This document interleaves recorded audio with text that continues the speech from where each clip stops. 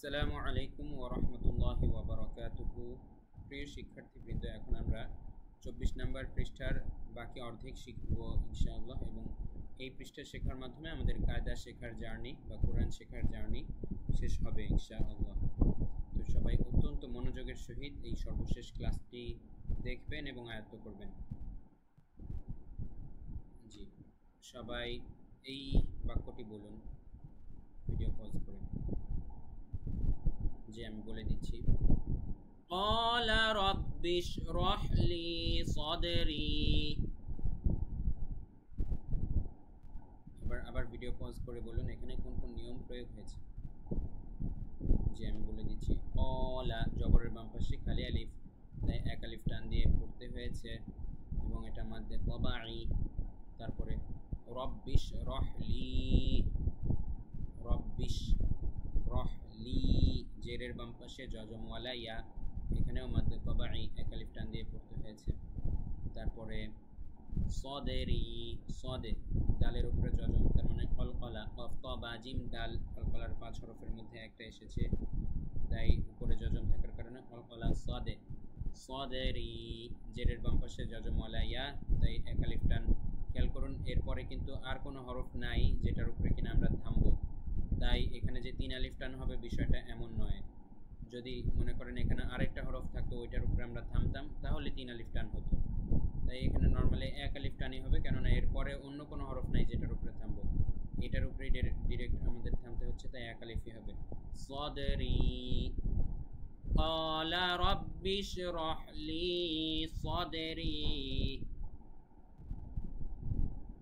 এবারে এই বাক্যটি বলুন ভিডিও পজ করে প্রিয় শিক্ষার্থীবৃন্দ। হ্যাঁ, আমি বলে দিচ্ছি। ওয়ায়াসসির লি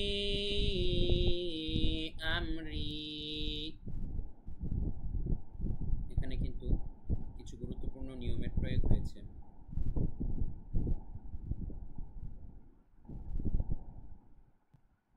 এখানে কিন্তু কিছু গুরুত্বপূর্ণ নিয়মের প্রয়োগ হয়েছে। ভিডিও পজ করে বলুন কি কি। জি, আমি বলে দিচ্ছি। ওয়ায়াসির, দেখেন র এখানে বাংলা র এর মতো চিকন হবে। ওয়ায়াসির লি, কেননা এর আগের হরফে জের আছে। তারপরে লি এই চিহ্ন থাকার কারণে লি, এখানে 3 আলিফ টান। তারপরে আমরি জেরের বাম পাশে জজমওয়ালা এক আলিফ টান, অন্য কিছু নাই যেটার উপরে কিনা থামবো, এজন্য এক আলিফ টানই হবে, ঠিক আছে। ওয়ায়াসির লি আমরি। এবার এটা বলুন, এই বাক্যটি ভিডিও পজ করে বলুন। হ্যাঁ, আমি বলে দিচ্ছি। ওয়াহলুল উকদাতাম মিন লিসানি। এবার ভিডিও পজ করে আবার বলুন কোন কোন নিয়ম এখানে এসেছে। হ্যাঁ, এখন আমি সেটাও বলে দিচ্ছি। ওয়াহলুল উকদাতাম, উক এখানেও কলকলা হবে, কেননা কফ ত বা জিম দাল কলকলার 5 হরফের মধ্যে একটা এসেছে, উপরে জজম আছে, তাই উক কলকলা হবে। উকদাতাম ওয়াজিব গুন্না, এখানে মিমের উপরে তাসদীদ, তাই মিন লিসানি জেরের বাম পাশে জজমওয়ালা ইয়া, তাই এক আলিফ টান, এবং এরপরে থামার মতো অন্য কোনো হরফ নেই, তাই 3 আলিফ টান হবে না, এক আলিফই হবে। আবার লিসা জবরের বাম পাশে খালি আলিফ, তাই এক আলিফ টান। তাহলে ওয়াহলুল উকদাতাম মিন লিসানি। এবারে এই বাক্যটি বলুন। ইয়াফকাহু কওলি, ইয়াফকাহু কফের উচ্চারণ খুব সাবধানে করবেন, কফের উচ্চারণ খুব সাবধানে করবেন সব জায়গায়। ইয়াফকাহু, ইয়াফকাহু বলা যাবে না, বলতে হবে ইয়াফকাহু কওলি। তাহলে এখানে কি কি নিয়ম দেখুন। ওয়াওয়ের উপরে না, পেশের বাম পাশে জজমওয়ালা ওয়াও এসেছে, তাহলে এখানে কি কি নিয়ম দেখুন। পেশের বাম পাশে জজমওয়ালা ওয়াও এসেছে, তাই এক আলিফ টান মাদ্দে তবাই। আবার কওলি জেরের বাম পাশে জজমওয়ালা ইয়া এসেছে, এখানেও এক আলিফ টান মাদ্দে তবাই।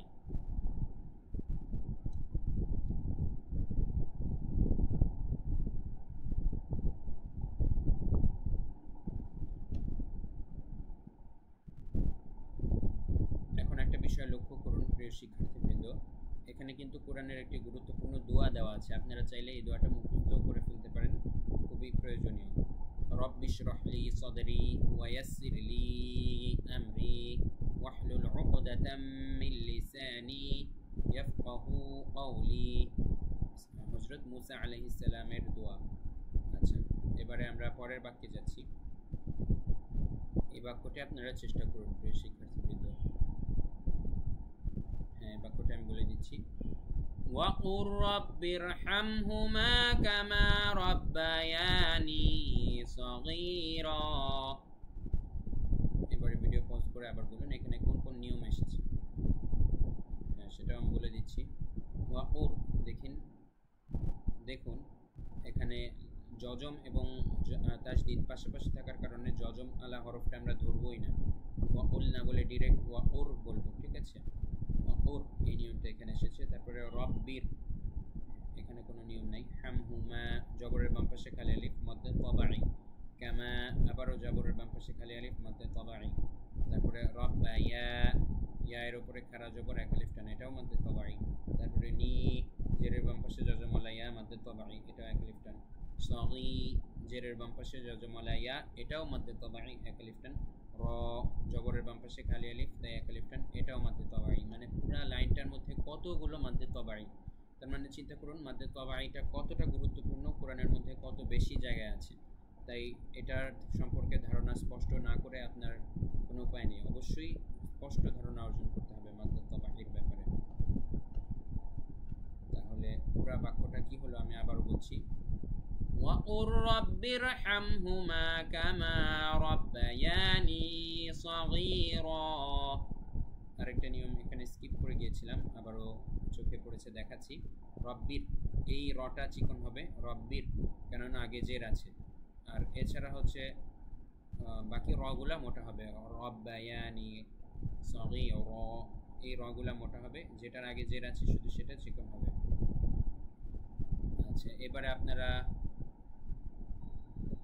প্রিয় শিক্ষার্থীবৃন্দ, এটাও কিন্তু একটা গুরুত্বপূর্ণ দোয়া কোরআনে শিখিয়ে দেওয়া আমাদের পিতামাতার জন্য, এখান থেকে শেষ পর্যন্ত। রব্বির হামহুমা কামা রব্বায়ানি সগীরা। আচ্ছা, এর পরের দুই লাইনেও আরও দুইটি দোয়া রয়েছে, অর্থাৎ আপনারা চাইলে সেকেন্ড হাফ পুরোটুকুই মুখস্থ করে ফেলতে পারেন, সেটা খুবই কাজে আসবে। আচ্ছা, এই বাক্যটি এবার ভিডিও পজ করে বলুন।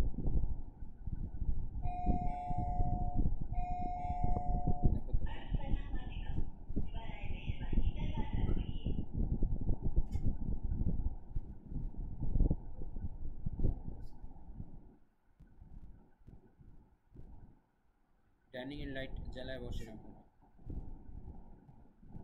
ওই পাশে হ্যাঁ, ওগুলোর মধ্যে হ্যাঁ, ফ্যান ছাড়া ফ্যান ছেড়ে নেন।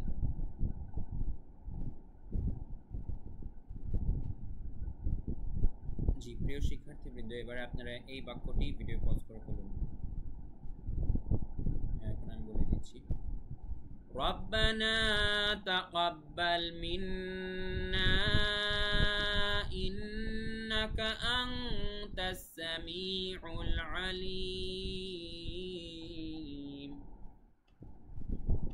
ভিডিও পজ করে আবার বলুন এখানে কোন কোন নিয়ম প্রয়োগ হয়েছে। হ্যাঁ, এখন আমি বলে দিচ্ছি, এখানে কিন্তু অনেক গুরুত্বপূর্ণ কিছু নিয়ম এসেছে। রব্বানা জবরের বাম পাশে খালি আলিফ মধ্যে তবাই, তাকাব্বাল মিন নুনের উপরে তাসদিদ তাই ওয়াজিব গুন্না, মিন না তিন আলিফ টান, কেননা এই চিহ্ন আছে উপরে তিন আলিফ টানের চিহ্ন। তারপরে ইন্নাকা নুনের উপরে তাসদিদ আবারও ওয়াজিব গুন্না, ইন্নাকা। তারপরে আংতাস, এখানে কিন্তু ইকফার নিয়ম, কেউ সাউন্ড করো না।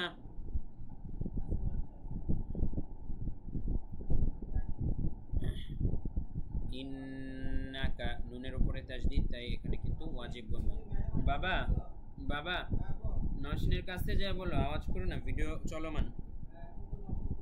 হ্যাঁ, সমস্যা নেই, পড়লে কোনো আওয়াজ হয় না।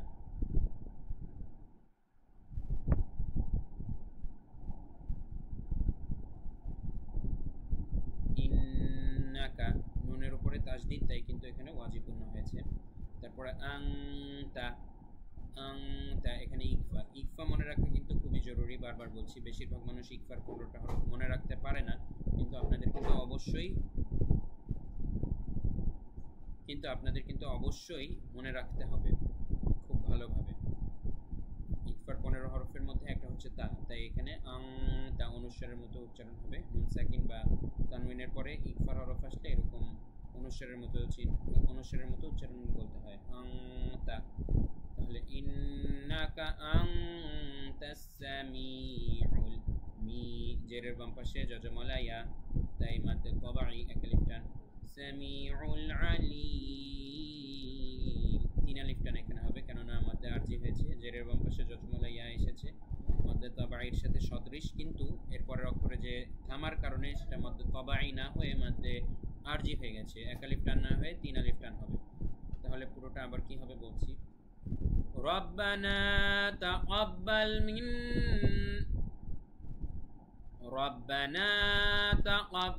মিন্না ইন্নাকা আনতাস সামিউল আলিম। এবারে ভিডিও পজ করে সর্বশেষ বাক্যটি বলুন। আমি বলে দিচ্ছি, وتب علينا إنك أنت التواب الرحيم। এবারে বলুন এখানে কোন কোন নিয়ম প্রয়োগ হয়েছে। আমি বলে দিচ্ছি, ওয়াতুব বায়ের উপরে যজম আছে, তাই কলকলা হবে ওয়াতুব। তারপরে আলাইনা এই চিহ্ন থাকার কারণে তিন আলিফ টান। আবারও বলছি, এইসব চিহ্ন থাকার কিন্তু আলাদা নাম আছে, কিন্তু ওই নামগুলো আসলে আপনাদের ব্রেনে প্রেশার নিয়ে মনে রাখার প্রয়োজন নেই, এই চিহ্ন দেখে আমরা বুঝবো তিন আলিফ টান। 10 প্রকার মাদের মধ্যে মাত্র 2 থেকে 3টার নাম আপনাদের মনে রাখলেই হবে। 1 নম্বরে তো মাদ্দে কবাই, এতে কোনো সন্দেহ নেই, মনে রাখতেই হবে। তারপরে মাদ্দা আরজি নাম আপনাদের মনে রাখতে হবে। তারপরে হচ্ছে 3 আলিফ 4 আলিফ আপনারা হচ্ছে চিহ্ন দেখেই চিনতে পারবেন। তো বেসিক্যালি এই দুইটা সবচেয়ে বেশি ইম্পর্টেন্ট মাদের নাম মনে রাখা।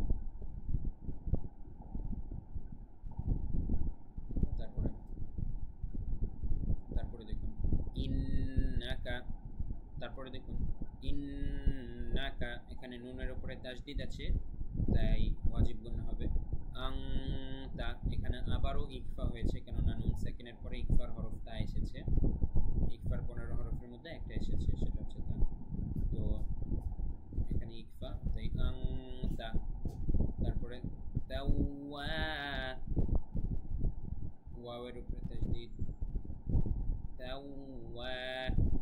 এখানে তেমন কোনো নিয়ম নেই। তাওয়াবুর রহিম, রয়ের উপরে জবর আছে, তাই মোটা হবে রহিম, তিন আলিফ টান, কেননা মাদ্দে আরজি হয়েছে, জেরের বাম পাশে যজমলা ইয়া, এমনকি তার পরের হরফে আমরা থেমেছি, এই কারণে এক আলিফ না হয়ে তিন আলিফ টান হবে, মাদ্দে আরজি হয়েছে। তাওয়াবুর রহিম, তাহলে পুরো বাক্যটা কি হচ্ছে, ওয়াতুব আলাইনা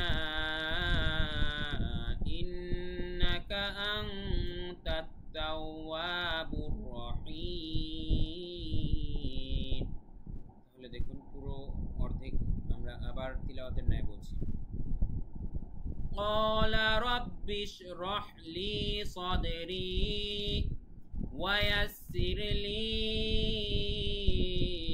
أمري واحلل عقدة من لساني يفقه قولي وقل رب ارحمهما كما ربياني صغيرا